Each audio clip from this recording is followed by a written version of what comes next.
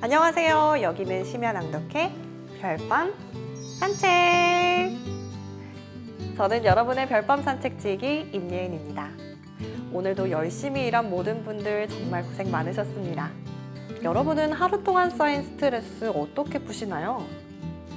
영국 서섹스 대학교 데이비드 루이스 박사팀의 연구 결과에 따르면 이 스트레스 해소법으로 가장 효과가 좋은 것 1위는 독서라고 하네요. 아니, 그럼 우리 시청자분들은 모두 힐링을 하고 계신 거네요. 네, 그럼 이번엔 어떤 사연이 도착했을지 만나러 가보실까요? 대구에 사는 박정희 님이 사연 보내주셨습니다. 안녕하세요. 저는 얼마 전 진짜 할머니가 됐어요. 제 딸이 딸을 낳아서 엄마가 됐답니다. 이제 막 태어난 손녀 사진을 보면 얼마나 흐뭇한지 모르겠습니다. 얼마 전 어버이날을 맞아 자식들이 와서 행복한 시간을 보냈네요. 저도 몇 년 전까지는 친정어머니를 모셨죠. 지병으로 돌아가시고 또 시간이 지났는데도 어머니에 대한 그리움이 이렇게 자식들 보면 불쑥 찾아옵니다. 항상 내 편이었던 우리 어머니. 가슴 먹먹해지는 이 그리움을 잠재워줄 그런 책 좀 알려주시면 고맙겠습니다. 대구에 계신 박정희님 사연 감사드립니다. 손녀 보신 것도 너무 축하드려요. 저도 저희 어머니와 사이가 되게 각별한데요. 언젠가 어머니가 안 계실 생각을 해보면 벌써부터 막 눈물이 날 것 같고 또 곁에 계실 때 잘해드려야 한다는 어르신들 말씀이 생각이 난답니다.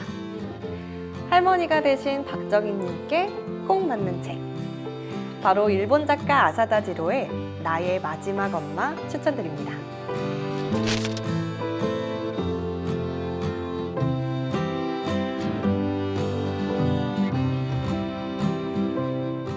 영화 파이란 한 번쯤은 들어보셨죠? 이 유명한 영화의 원작자가 바로 아사다 지로입니다. 사람의 마음을 위로하고 또 고통을 덜어주고 인생의 아름다움을 보여주는 게 소설의 역할이라고 생각하는 그의 작품 철학. 그의 최신 소설 나의 마지막 엄마는 출간 즉시 일본 종합 베스트셀러 1위에도 올랐는데요. 500만 원을 지불하면 더 이상 엄마를 만날 수 없게 된 고독한 이들에게 1박 2일 맞춤 엄마를 제공한다는 신선한 발상으로 시작됩니다.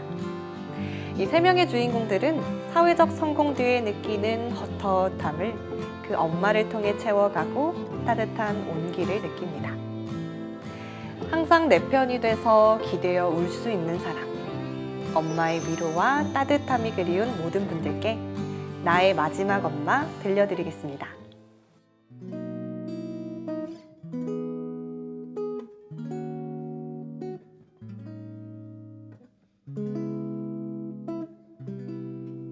나의 마지막 엄마. 아사다 지로 장편소설. 이선희 옮김. 옮긴이의 말. 가상세계를 통해 진짜 눈물과 진짜 감동을 만들어내는 작가 아사다 지로. 아사다 지로. 그는 한국인에게 세 가지 얼굴을 가지고 있는 작가다. 어떤 사람은 칼의 지다와 창궁의 묘성처럼 깊은 깨달음을 주는 중후한 역사소설을 쓰는 작가로 알고 있고, 어떤 사람은 번쩍번쩍 의리통신처럼 즐거움을 주는 가벼운 터치의 야쿠자물을 내놓는 작가로 알고 있으며, 어떤 사람은 철도원이나 겨울이 지나간 세계처럼 인간의 가장 깊은 곳에 있는 감성을 자극해 눈물과 감동을 안겨주는 작가로 알고 있다. 나는 그의 세 가지 얼굴을 모두 좋아하지만 역시 가장 좋아하는 것은 세 번째 얼굴이다. 그렇다. 나는 소설이라는 가상세계를 통해 그가 만들어내는 진짜 눈물과 진짜 감동을 가슴 시리도록 좋아한다. 그런 그가 이번에 나의 마지막 엄마란 새로운 작품을 내놓았다. 원제가 어머니가 기다리는 고향인 이 책은 고향이 없는 도시 생활자와 고향을 잃어버린 현대인의 이야기다. 즉, 나를 비롯한 우리 모두의 이야기인 것이다. 대형 식품회사 사장인 마스나가 도오루. 그는 결혼도 하지 않고 어머니의 손맛과 최대한 비슷한 레토르트 식품을 만들기 위해 노력한다. 출세하고 싶은 야심은 털끝만큼도 없었지만 어느 날 그에게 사장 자리가 돌아온다. 고향도 버리고 어머니도 버린 채 오직 앞만 보고 달려온 지 40여 년. 그는 40여 년 만에 잃어버린 고향을 찾는다. 정년퇴직을 코앞에 둔 무로타 세이이치. 중견 제약회사의 영업부장으로 일하며 임원의 자리를 꿈꾸었지만 회사는 그를 차갑게 내팽개친다. 이제 그에게 남은 것은 부모님에게서 물려받은 집에서 아내와 함께 편안한 노후를 보내는 것뿐. 그런데 정년퇴직 당일에 이해할 수 없는 이유로 아내로부터 이혼을 통보받는다. 회사에게도 아내에게도 버림받은 그에게 남은 곳은 어머니가 기다리는 고향뿐이다. 간호사인 홀어머니 밑에서 자라면서 아버지처럼 의사가 되고 싶다는 꿈을 가진 고가 나스오. 그녀는 결국 의사가 되지만 혼자 사는 어머니에게 살가운 딸은 아니었다. 정년퇴직을 한 어머니는 치매에 걸려 요양원에 있지만 너무도 바쁜 의사란 직업 탓에 어머니를 제대로 돌보지도 못한다. 어머니가 세상을 떠난 후 그녀는 딸이란 자리를 잃어버렸음을 깨닫고 어머니의 머리칼과 함께 고향을 찾는다. 텅 빈 도시에서 쓸쓸함이 온몸으로 파고들 때, 힘들고 지친 마음에 위로가 필요할 때, 정신적인 편안함을 얻고 싶을 때 가장 먼저 떠오르는 단어가 있다. 바로 고향이란 단어다. 고향이란 말만 들어도 왠지 마음이 편안해지고 가슴이 따뜻해지며 온몸을 옥죄고 있던 굴레가 조금씩 풀리는 듯한 기분이 드는 것이다. 더구나 어머니가 기다리는 고향이라면 말해서 무엇하랴. 고향에 발을 디딘 순간 외로움도 쓸쓸함도 서글픔도 다 씻겨내려가지 않을까. 고향이란 말을 들으면 사람들의 머릿속에는 몇 가지 장면이 떠오르곤 한다. 마을 어귀에서 사람들을 지켜주고 있는 커다란 나무, 소꿉친구와 즐겁게 뛰어놀던 냇가와 언덕, 할머니가 만들어주시는 향토 음식, 밤하늘을 수놓는 빼곡한 별들. 그런데 현대의 도시인들 중에서 그런 모습의 고향을 가지고 있는 사람들은 몇 명이나 될까? 오히려 하늘 높이 솟아있는 아파트 숲과 차들이 쌩쌩 달리는 넓은 도로, 지역의 특색을 잃어버린 평범한 음식들, 별들을 찾아볼 수 없는 뿌연 하늘을 보면서 자란 사람들이 더 많지 않을까? 그럼에도 불구하고 우리는 왜 고향이란 단어에서 그리움과 편안함을 느끼며 잊지도 않은 판타지를 떠올리는 것일까? 이런 의문에 아사다지로가 내놓은 답은 놀라울 만큼 환상적이고 입이 다물어지지 않을 만큼 현실적이다. 고향이 없는 사람, 고향을 그리워하는 사람, 고향에 돌아갈 수 없는 사람. 그런 사람들에게 그는 고향을 만들어준 것이다. 원제 어머니가 기다리는 고향에서 알 수 있듯이 이 책에는 노골적인 반칙이 3가지나 들어있다. 어머니, 기다림, 고향이다. 아사다지로가 독자의 메마른 가슴에서 눈물을 빼내기로 작정한 게 아닐까 할 정도로 이 작품의 곳곳에는 눈물 버튼이 숨어 있다. 그리하여 독자는 자신도 모르는 사이에 그 버튼을 누르고 기꺼이 아름다운 눈물 속으로 뛰어들어 마음에 쌓였던 독을 씻어내게 된다. 그렇다. 이 작품은 아사다지로가 고향을 잃어버린 현대인에게 주는 특별한 선물이자 해독제다.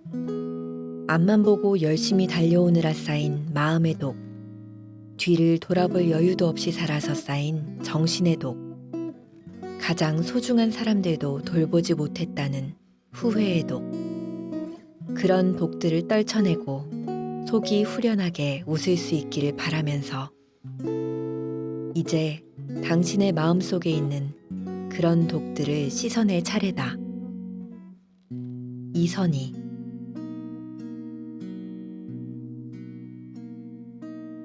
(40년의) 이유. 어머니가 기다리는 고향의 역 앞에 서서 마스나가 도오르는 단풍으로 물든 산들과 둥글게 펼쳐진 하늘을 둘러보았다. 투명한 바람을 가슴 한가득 들이마시며 도시의 먼지를 토해냈다. 골프장 공기와는 차원이 다른 자연의 맛이 났다. 단풍이 절정에 이른 시기인데도 역 앞은 몹시 한산했다. 도호쿠 신칸센 열차가 평일임에도 만석이었던 걸 보면 지방철도로 갈아타고도 1시간 남짓 걸리는 불편한 접근성이 이름도 제법 알려진 이 관광지를 완전히 쇠퇴하게 만든 것이리라. 아무리 관광명소라 해도 편도 3시간 안에 갈 수 있는 곳이 아니라면 이렇게 사람들의 머릿속에서 잊히는 게 아닐까. 같은 열차에서 내린 중국인 가족이 손님을 기다리고 있던 한 대뿐인 택시에 올라탔다. 젊은 아버지의 흥분한 모습으로 볼 때 택시를 빌려 관광명소를 돌아다닌 뒤 가까운 온천에라도 숙박하는 게 아닐까? 일본에 관해 상당히 잘 아는 사람이라야 할 수 있는 일이다. 문득 생각이 나서 회사에 전화를 걸었다. 연락사항은 거의 문자 메시지로 받지만 그는 반드시 음성으로 대답한다. 입으로 말하는 것보다 글자로 보내는 것이 더 번거로운 탓이다. 비서에게는 집안에 제사가 있어서 고향에 다녀온다 라고 말해두었다. 진실이냐 아니냐는 둘째치더라도 개인적인 일로 자리를 비우는 것은 왠지 꺼림칙했다. 급한 용건은 없습니다. 마음 편히 잘 보내고 오세요. 회의도 손님도 저녁 약속도 없는 이틀은 거의 기적에 가깝다. 그렇다면 차라리 그럼 미안하지만 전원을 꺼둘게. 주변 사람들이 신경을 쓰면 미안하니까. 내일 오후에는 켜두지. 한순간 당황하는 느낌이 전해지고 이윽고 비서가 조용히 대답했다. 알겠습니다. 주변 사람들이 신경을 쓴다는 말에서 이런저런 상상의 나래를 펼치겠지만 전임 사장이 확실히 보증한 만큼 일 처리에는 빈틈이 없다. 부모도 고향도 버린 남자가 40여 년 만에 고향에 왔다고 하면 차마 다음 이야기는 물을 수 없으리라. 하물며 이름만 대도 아는 대기업 사장의 개인적인 사정 따위는 그는 휴대전화에 전원을 끄고 버스 정류장으로 향했다. 아이카와 다리에 갑니까? 네, 라고 대답한 뒤 운전기사는 그의 모습을 뚫어지게 쳐다보았다. 이 지역 사람도 아니고 관광객으로도 보이지 않는 승객은 보기 드문 것이리라. 고향에 갈 때는 어떤 옷차림이 어울릴지 생각해보지 않은 건 아니었지만 외출할 때 입는 옷은 양복이나 골프복뿐이라서 망설이지 않고 하얀 와이셔츠에 수수한 넥타이를 선택했다. 버스를 타는 건 몇 년 만일까? 집과 회사는 지하철역에서 가깝다. 더구나 6년 전에 임원으로 승진하고 나서는 회사에서 차를 내주었다. 운전기사가 시키는 대로 표를 받아서 좌석에 앉았다. 안내판을 눈으로 좇았더니 아이카와 다리는 꽤 멀었고 차비도 비쌌다. 버스 안에는 병원에 들렀다 집에 가는 듯한 할머니 둘이 서로 귀가 잘 안 들리는지 큰 소리로 말하고 있었다. 몸 상태에 관해서 말하는 것 같지만 사투리가 너무 심해서 알아들을 수 없었다. 부모도 고향도 버린 끝에 고향의 말조차 잃어버린 것이다 라고 그는 생각했다. 1시간에 한 편인 열차와 연계된 버스는 올 리가 없는 승객을 잠시 기다린 뒤 막 잠에서 깨어난 듯 가볍게 몸을 떤 후에 천천히 움직이기 시작했다. 역 앞의 길가에는 음식점이나 기념품점이 나란히 자리하고 있었지만 거의 셔터가 내려져 있었다. 경기가 좋을 때 정비한 듯한 모습이 지금은 너무 애처로워 보였다. 된바람에 몹시 시달렸는지 산 중턱의 낙엽과 달리 가로수는 나뭇가지만을 남기고 메말라 있었다. 사람이라곤 개를 데리고 산책하는 노인뿐이었다. 쌀쌀한 아침과 저녁을 피해서 따뜻한 오후를 선택한 것처럼 보였다. 노인이라고 하지만 어쩌면 마스나가 도오루와 동년배일지도 모른다. 그도 예정대로 정년퇴직하고 나면 저런 식으로 평온한 노후를 보낼 수 있을 것이다. 차창 너머로 노인과 개를 바라보면서 그는 쓴웃음을 지었다. 어쩌면 중학교나 고등학교에서 책상을 나란히 하고 같이 공부했던 동급생이 아닐까 생각한 것이다. 물론 그럴 리는 없지만 작은 시가지를 빠져나가자 추수를 끝낸 논밭이 펼쳐졌다. 타는 승객도 내리는 승객도 없는 정류장을 몇 개 지나치는 사이에 드디어 건물이 사라졌다. 그리고 풍경이 끝없이 펼쳐지면서 시골다워졌다.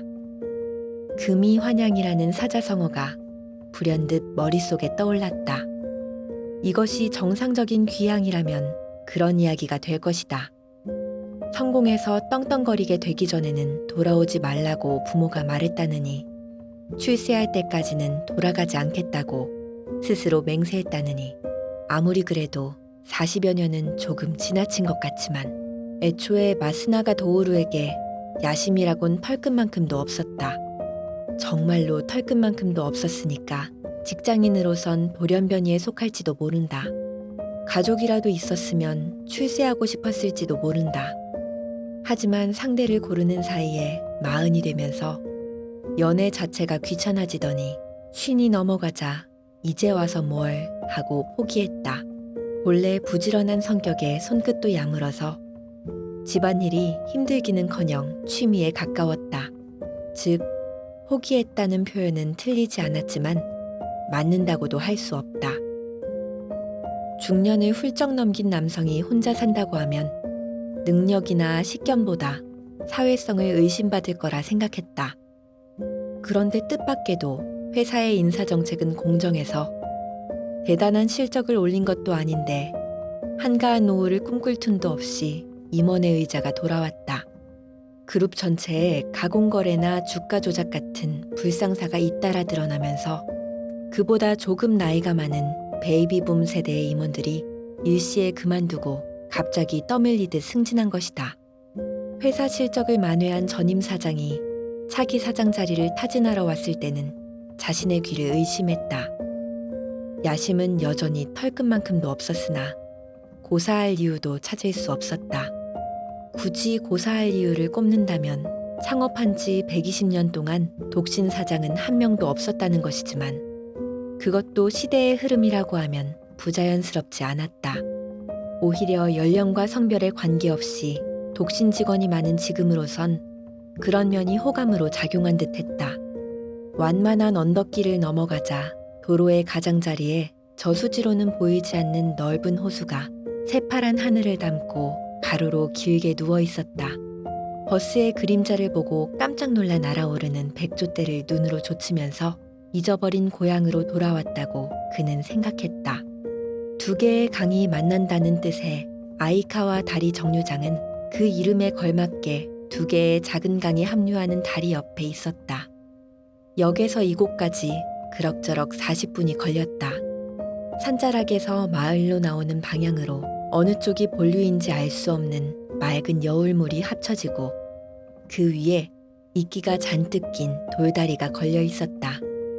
병원에 갔다가 집으로 돌아가는 할머니들은 이곳에서 조금 더 가는 모양이다.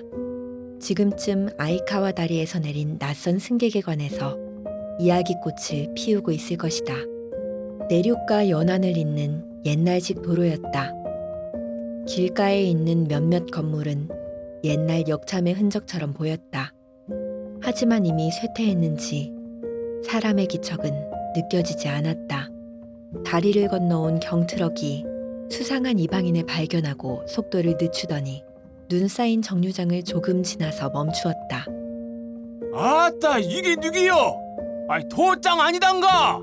그 말을 듣고 돌아보자 햇볕에 새까맣게 탄 농사꾼이 운전석에서 몸을 내밀고 있었다. 어떻게 대답해야 할지 몰라서 마스나가는 네, 안녕하세요. 라고 적당히 대꾸하며 웃음으로 얼버무렸다. 예전에 도짱이라고 불렸던 건 분명하다. 아, 자네 그 마슨 아가씨 댁의 도짱이지? 세상에 이게 얼마만인겨? 난생 처음 보는 노인이다. 예상치 못한 옛 지인의 출연에 가슴이 뛰었다. 이 마을에서는 누구나 가족처럼 지내나 보다 생각하니 어떻게 대꾸해야 좋을지 알 수 없었다. 아, 버스를 놓친 사람인지 알고 어디든지 디다 주려고 했더니 세상에 어디서 본 얼굴이지 뭐단가? 자네는 한나도 안 변했구만. 40년 만입니다. 라고 퉁명스럽게 대답하며 그는 노인의 수다를 가로막았다. 고맙다기보다 지긋지긋한 느낌이었다. 노인은 그의 안색을 살피고는 창문을 닫으며 말했다. 어메가 목을 길게 빼고 기다리시는구마. 그나저나 벌써 40년이나 지났단가? 와, 그러면 도짱 집에 가는 길을 잊어버렸겠구만. 마스나가는 주변을 둘러보면서 대답했다. 네, 가물가물합니다. 그러겠지. 없어진 집도 있고 저짱 나무는 겁나게 커졌은께. 도짱 잘 들으래이. 저 절의 모퉁이를 돌아서 똑바로 올라가면 금방 감나무도 마가리아도 보일 거여. 아무리 오랜만에 왔어도 그건 기억이 나겠지? 그럼 오랜만에 효도 많이 하고 가더라고. 마지막에는 불효를 나무라는 듯한 말을 남기고 경트럭은 사라졌다. 도로의 북쪽에는 산이 가까이 다가와 있고 완만한 경사면에는 농가가 여기저기 흩어져 있었다. 빨간색과 노란색, 초록색으로 물든 산골 풍경이다. 기억이 나겠제? 아니, 역시 기억나지 않는다. 도로를 조금 돌아가자 산골 마을에는 아까울 정도로 훌륭한 절이 있었다. 조동종 자은사라는 이름도 기억나지 않는다. 돌담을 높이 쌓아 올린 걸 보면 홍수가 났을 때의 대피 장소였던 걸까? 그렇게 생각하며 남쪽으로 시선을 돌리자 강물이 흐르는 곳에는 제방이 쌓여 있고 양쪽은 온통 나지막한 논이었다. 노인이 가르쳐준 대로 토담벽에 모퉁이를 돌아 좁은 언덕길을 따라 올라가니 옛날 이야기에 나오는 것처럼 빨간 열매를 주렁주렁 매단 감나무가 눈에 들어왔다. 그 너머에 역시 옛날 이야기에 나오는 것처럼 생긴 띠지붕을 얹은 마가리아가 있었다. 모든 것을 다 잊어버렸지만 그가 태어나고 자란 집인 모양이다. 마당과 이어진 작은 밭에서 어머니가 일어섰다. 왔구마이 왔구마 드디어 왔구마이.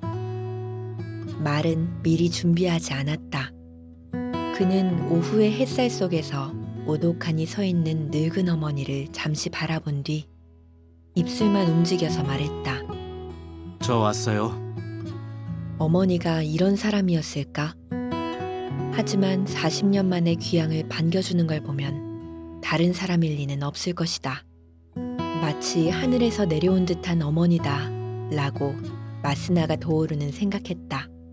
길을 헤매진 않았디야? 마침 지나가던 분이 가르쳐 주셨어요. 어머니는 손차양을 만들어 남쪽으로 이어진 작은 길을 내려다보았다. 미안하다이. 나가 들러가지 못해서 몇 시 버스로 오는지 몰랐시야. 어머니는 낡은 털모자를 벗고 정중히 고개를 숙였다. 작은 사람이 더 작아졌다. 흑투성이 목장갑을 낀 손에는 이제 막 뽑은 무가 들려 있었다. 설레는 마음을 주체할 수 없어서 그렇지만 버스 정류장에서 맞이할 수는 없어서 도로가 내려다 보이는 밭에 나와 있었던 걸까? 손에 든 물을 부끄러워하듯 껴안고 어머니는 말했다. 니도 알다시피 어메 나이가 86이잖여. 인자 몸이 맴대로 움직이들 아니어서 밑에 있는 노는 젊은 사람들한테 빌려줬구만. 돌아가신 아버지한테 미안하지만 여기서 무니 토란이니 나가 묵을 것만 좁게 키우고 있지. 소꿉질 같은 거요. 어머니가 사용하는 고향의 말은 버스 안에서 들은 할머니들의 말이나 집이 어디 있는지 가르쳐준 농부의 말보다 훨씬 알아듣기 편했다. 귀가 익숙해진 걸까? 아니면 어머니가 배려해주고 있는 걸까? 아무튼 계속 여기서 야구할 수는 없으니까 일단 안으로 들어가 보자. 어머니가 밭두렁을 넘어서 그의 팔을 잡았다. 허리는 굽었지만 아직 정정했다. 도루 배분 묵었냐? 아니요, 아직 안 먹었어요. 기차를 갈아탈 때 시간이 좀 빡빡해서요. 햇빛과 바람이 새긴 깊은 주름 속에서 어머니는 빙긋이 웃었다. 어떠한 의도도 어떠한 적의도 손톱만큼도 느낄 수 없는 웃음이었다. 그럼 히스미 맹글어줄까? 네가 좋아하는 음식이잖여. 그게 어떤 음식인지 그는 짐작도 할 수 없었다. 하지만 그가 좋아하는 음식이라고 어머니는 말하고 있다. 그러면 감사히 먹을게요. 어머니가 그의 양복 소매를 잡았다.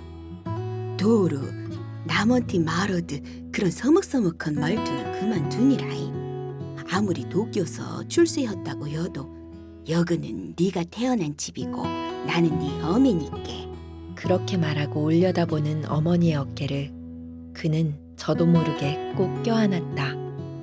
마가리아. 말과 같이 살았던 이 지역의 건축 방식이라는 것 정도는 알고 있다. 갈고리 모양으로 구부러진 집의 한쪽은 마구간이지만 당연히 요즘 시대에 말을 기르지는 않는다. 안채는 마구간보다 훨씬 넓으며 전체적으로 툇마루가 놓여있다. 툇마루 끝에 놓여있는 꼼꼼하게 손질된 단풍철쭉은 불타는 듯한 붉은색이다. 대문이라고 하기에는 너무나 아무것도 없는 입구에 마스나가라는 문패가 걸려있다. 잊은 걸까 이 모든 것을. 만약 잊었다면 이토록 아름다운 고향과 이토록 다정한 어머니와 이토록 그리운 집을 왜 깨끗하게 잊어야 했을까? 토방에 발을 집어넣고 그는 높은 천장을 올려다보았다. 수많은 나무가 커다란 띠지붕을 떠받들고 있었다. 도루 어째 그러냐? 싸게 안으로 들어가서 불이라도 쪼이그라이. 태어나고 자란 집이 신기한 것은 아니다. 그는 돌아오지 않는 기억을 뒤로 제쳐두고 어머니 뒤를 따라 안채로 들어갔다. 늙은이 혼자 살기엔 좁게 널렵긴 하지만 이 주변의 집은 어디든 똑같단게. 분명히 이렇게 넓은 집은 민가라기보다 저택이라고 할 수 있다. 안채의 토방만 해도 10평은 될 것이다. 귀틀 너머에는 다다미 방이 이어져 있다. 도루 어때요? 옛날 그대로제? 이 주변의 집은 어디든 똑같다고 어머니는 말했는데 그 말은 곧 이 마을에는 모두 늙은이만 남았다는 뜻이리라. 소식이 끊긴 외아들이 언제 돌아와도 되도록 어머니는 집에 손을 대지 않고 그대로 놓아둔 걸까. 생각이 거기에 미치자 송구스러움이 머리끝까지 차오르면서 신발을 벗는 것조차 망설여졌다. 저는 불효자군요. 아궁이에서 활활 타오르는 불길을 멍하니 바라보면서 그는 누군가에게 사과하듯 나지막이 중얼거렸다. 어머니가 옆으로 가까이 다가왔다. 불효자는 무신? 님 대학을 나와서 좋은 회사에 들어갔고 지금은 그짝 회사서 최고로 높은 사장님이 됐자녀. 아버지도 돌아가실 때가장 얼마나 자랑스러워했는지 모른단게. 인자 와서 일부러 돌아올 필요는 없었는데. 난 참말로 운이 좋은 늙은이여. 그는 더는 견딜 수 없어서 한 손으로 얼굴을 덮었다. 지금까지 버린 게 너무 많다. 잊어버린 게 너무 많다. 이렇게 뒤도 돌아보지 않고 비정하게 살면 노력하지 않아도 능력이 없어도 누구든 성공할 수 있었을 것이다. 야도 참, 다 큰 남정네가 훌쩍거리기나 하고 보기 숭하게 어째 운다냐. 나가 울면 또 몰라도. 도루, 이걸로 눈물 닦으래. 어머니의 허리춤에 있던 수건에서는 햇살 냄새가 났다. 아버지, 불단에 향을 올리고 맛이 나가는 자그맣게 중얼거렸다. 이 흑백의 영정사진을 본 기억은 없다. 불단이 있는 방의 상인방에는 조부모와 증조부모 같은 사람들과 함께 군복을 입은 젊은 남자의 사진이 걸려 있었다. 전사한 삼촌일까? 눈이 기억하지 못한다면 소리나 냄새는 어떨까? 마스나가 도오루는 그렇게 생각하며 합장을 한 채 귀를 쫑긋 세우고 코로 숨을 들이마셨다. 새의 울음소리, 장작이 튀는 소리, 다다미를 밟는 어머니의 기척. 그것 말고는 아무 소리도 들리지 않았다. 흙과 숲의 냄새, 아궁이에서 흘러나오는 연기, 향냄새와 불단에 있는 꽃내음, 어머니가 만드는 음식 냄새. 역시 그것 말고는 아무것도 냄새도 나지 않는다. 도루, 배고프제? 이 짝으로 오니라. 3평과 4평짜리 다다미 방이 4칸. 각각을 구분하는 건 맹장지와 널문 뿐이라서 가족 간의 프라이버시는 지킬 수 없으리라. 하지만 그런 경계를 없애면 넓은 공간이 되어서 모임이나 제사가 있을 때는 요긴하게 사용했을 것이다. 하지만 그의 기억에 있는 것은 이 집이 아니다. 그가 젊었던 시절에는 이런 구조의 집들이 얼마든지 있었다. 비즈니스 호텔이 보급되기 전에 여관도 그러했고, 스키장이나 바닷가에 펜션이 등장하기 전에 민박집도 그러했다. 따라서 그의 마음속에서 그리움을 불러일으키기는 했지만 신기하지는 않았다. 물론 그 그리움은 개인적인 감정은 아니었다. 남향에 있는 4평짜리 방은 거실일까? 한가운데에 화로가 놓인 이로리가 있고 그 주변에만 반질반질한 마루가 깔려 있었다. 전화라도 헤어졌으면 미리 맹글어뒀을 텐데. 자, 많이 묵으래.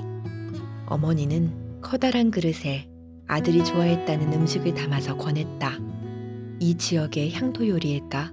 토란과 우엉, 파를 듬뿍 넣은 간장 맛의 밀가루 음식이다. 밀가루 반죽은 어머니의 손가락 모양으로 늘려져 있었다. 장지문 너머로 부드러운 오후의 햇살이 비춰지고 숯불이 타오르는 화롯가는 따뜻했다. 이게 히스미군요. 그려, 히스미여. 밀가루 반죽을 손으로 쭉 잡아당겨서 히스미라고 하는 걸까? 국물을 한 입 먹은 순간 구수한 향기가 몸의 긴장을 풀어주었다.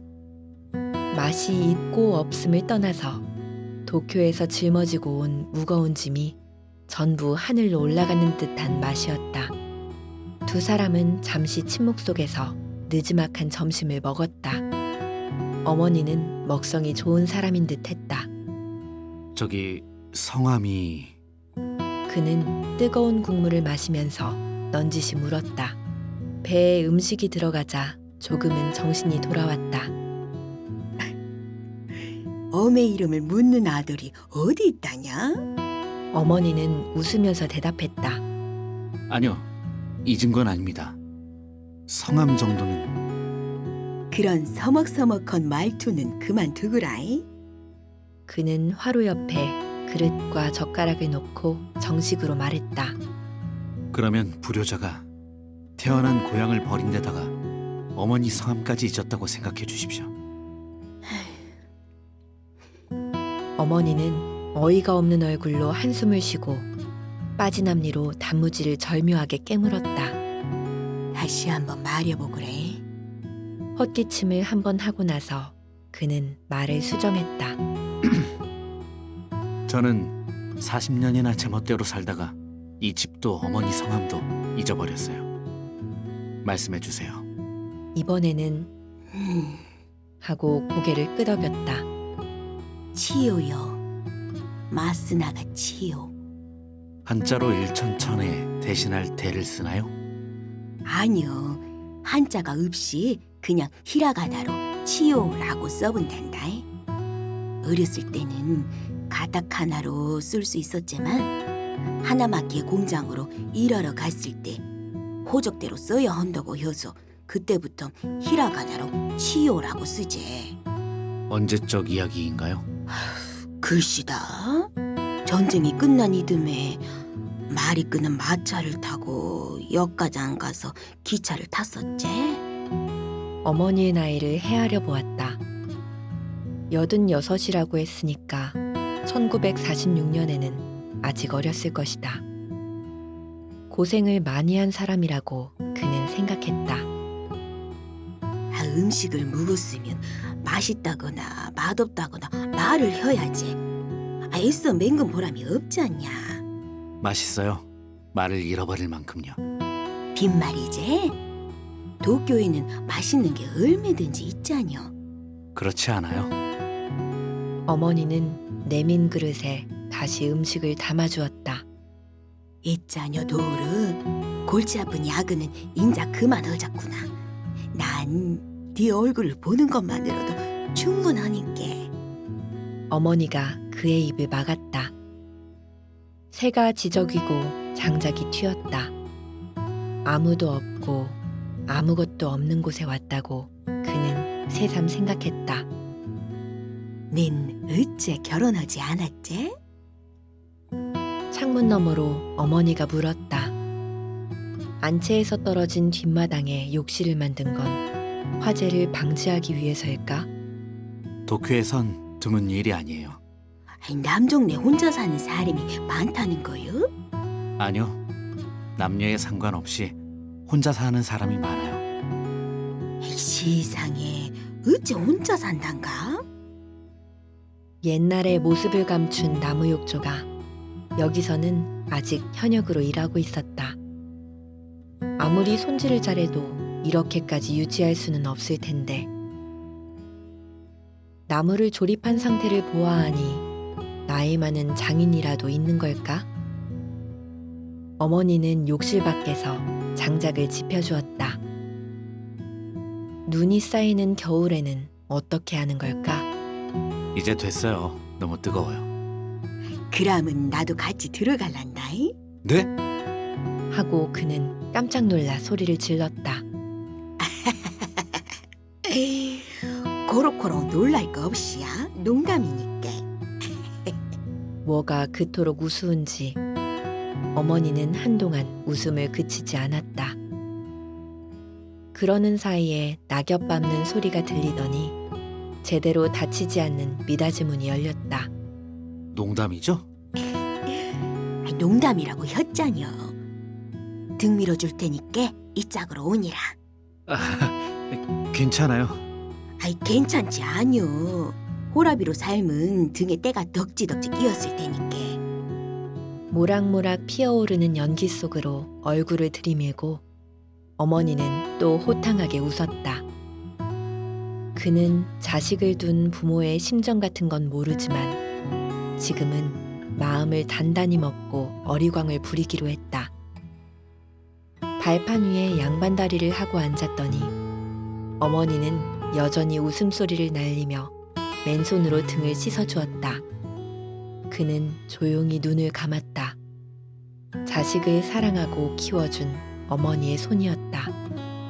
세상에, 당최 환갑이 지난 남정네 등처럼 보이지 않는구로. 도쿄는 묵는 게 달라서 그런가? 아니면 사장님쯤 되면 뭔가 특별한 거라도 하는 거요? 솔찬히 맨들맨들하고 마이? 특별한 것이란 헬스클럽에 다닌다든지 마사지를 받는다든지 그런 걸 가리키는 걸까? 한참 구식이지만 거실에 있는 TV를 통해 그 정도 정보는 들어오리라. 세상에서 일어나는 일들을 모두 알고 있으면서 어머니의 시간이 멈춰 있다면 그것은 매우 행복한 일이라고 그는 생각했다. 같이 목욕해도 돼요. 어머니의 손이 멈추었다. 아유, 말이라도 고맙구만. 하지만 암만 아들이라도 그건 창피 싫어서 안 돼야. 비싼 유리그릇이라도 다루듯 아들의 등에 조심스럽게 따뜻한 물을 끼얹은 뒤 어머니는 조용히 욕실에서 나갔다. 그 다음에는 밤의 침묵만이 남아있을 따름이었다.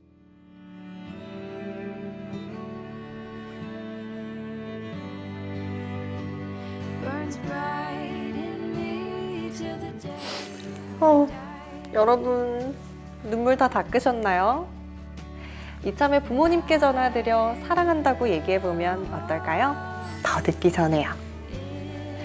그럼 저는 다음 시간에도 좋은 책과 함께 찾아오겠습니다.